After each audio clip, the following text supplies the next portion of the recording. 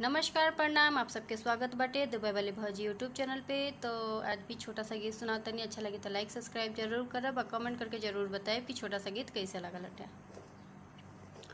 भरी भरी अंजूरी में मोतिया लुटाइब हो, भरी भरी अंजूरी में मोतिया लुटाइब हो।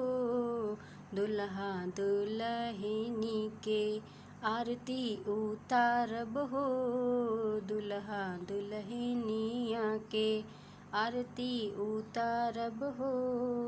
भरी भरी अंजूरी में मोतिया लुटाइब हो, दुल्हा दुल्हनिया के आरती उतारब हो, दुल्हा दुल्हनिया के आरती उतारब हो, दुल्हा दुल्हनिया के।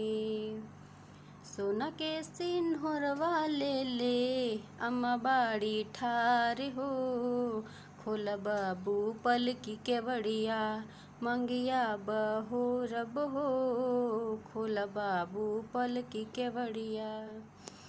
कैसे निकाली अम्मा पलकी के बढ़िया हो, सासू जी के धिया बात असली जोगिनिया हो, सासू जी के धिया बातो असली जोगनिया हो, सासू जी के धिया बात।